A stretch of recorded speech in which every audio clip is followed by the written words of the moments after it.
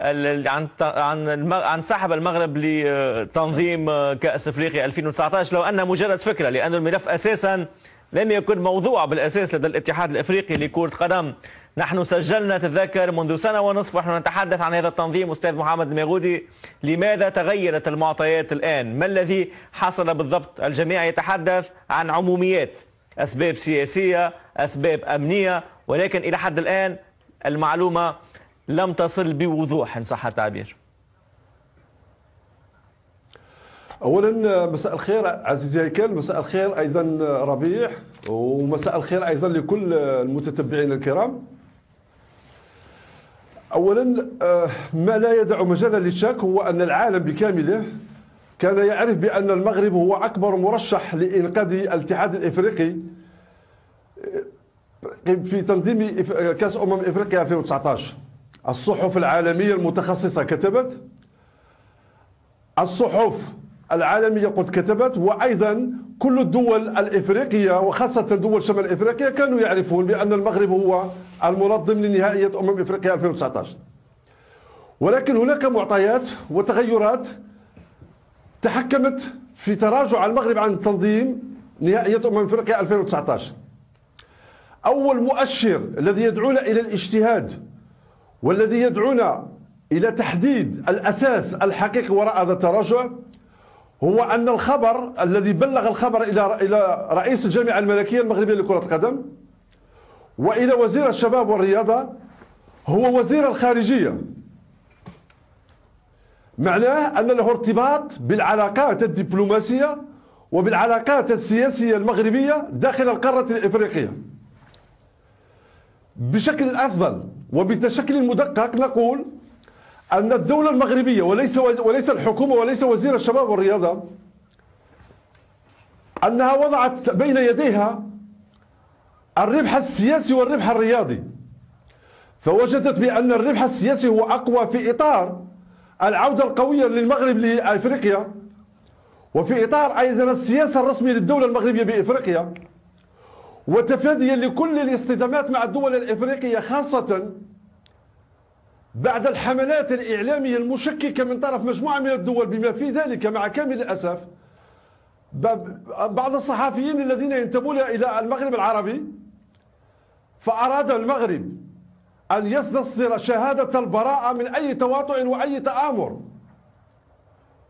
وأيضا أن يرجح كفة الربح السياسي على الربح الرياضي.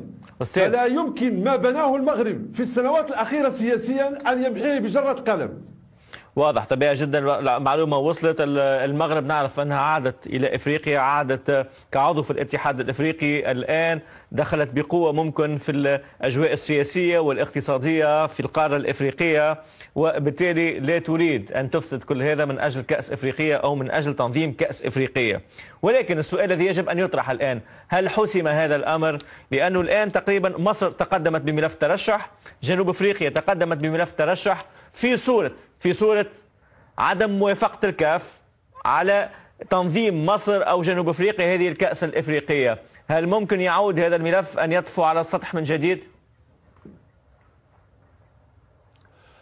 لا أعتقد عزيزي هيكل، لأن وزير الشباب والرياضة الذي تكلم، وهنا بالمناسبة أقول تكلم باسم الدولة هي التي طلبت منه أن يبلغ تلك الرسالة، قال وحسم أن حتى ولو طلب الاتحاد الإفريقي من المغرب تنظيم نهائية إفريقيا كبلد منقذ فهو استبعد الوضع بشكل كبير واستبعد هذا الطرح بشكل كبير.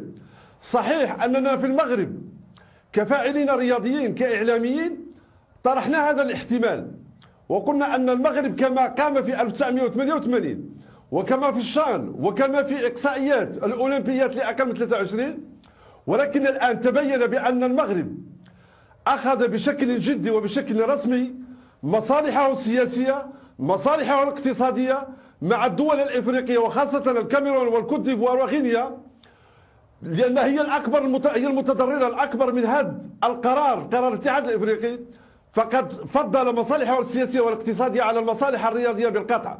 باش نكمل معك بنقطة أخيرة ثم باش نمشي الربيع. نقطة أخيرة تتعلق بهذا الجانب أستاذ محمد الميغودي، بالجانب الرياضي بالأساس، لأنه تحدثنا أكثر على أساس أن هذا التنظيم التنظيم سحب أو المغرب بعدت هذه الفكرة، فكرة التنظيم لأسباب سياسية واقتصادية، ولكن هناك فكرة أخرى أيضا، باعتبار تعرف جيدا أنه لدى الصحف العربية الآن ولدى الصحافة العربية بشكل خاص أن هناك علاقة متميزة، علاقة وطيدة أصبحت تربط المغرب بأحمد الأحمد رئيس الاتحاد الإفريقي لكرة القدم، وكأن المغرب وكأن الاتحاد المغربي في ردة الفعل التي قام بها أراد كأن يوضح أن هذه العلاقة الوطيدة لا يجب أن تستمر وتمنح ممكن أشياء أكثر من اللازم للمغرب، وبالتالي أراد أن يتبرأ إن صح التعبير من هذه الشبهة إن صح التعبير أو هذه الشبهات التي أصبح تربط الاتحاد المغربي بأحمد الأحمد. حاولت نوصل المعلومة بطريقة سلسة نسبيا ولو أنها صعب صراحة أن تصل بطريقة سلسة. أستاذ محمد المغودي، هو أمر طبيعي جدا، وأنا شخصيا أقولها وبجهر وبدون خوف، علاقتنا بأحمد أحمد يجب أن تصبح علاقة مؤسساتية، ويجب أن نبتعد عن كل تلك العلاقات التي تترك لنا الشبهة. فأحمد أحمد صراحة أقولها جهرا أصبح في المغرب وكأنه زعيم قبيلة، يعرض هنا ويعرض هنا ويتجول هنا ويأخذ الصور هنا إلى غير ذلك.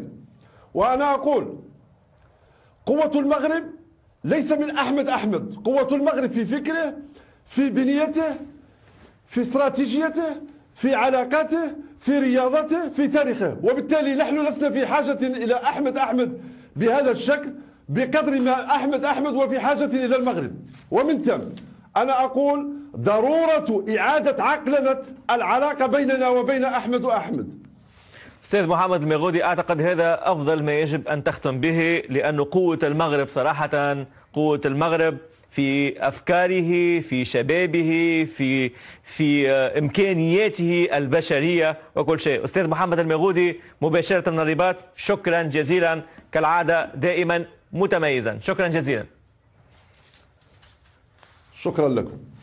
نكمل مع ربيع، مازال تقريبا دقيقتين او ثلاثه نكملها مع كابتن ربيع العفوي. بالنسبه للتنظيم اعتقد هناك العديد من تفاجأ، انت من بين الناس اللي تفاجأت، لانه تقريبا عشنا لفتره طويله على امكانيه تنظيم هذه الكأس الافريقيه، لان كنا نعلم حتى من خلال الكواليس ان الكاميرون ليس باستطاعتها تنظيم هذه الكأس الافريقيه.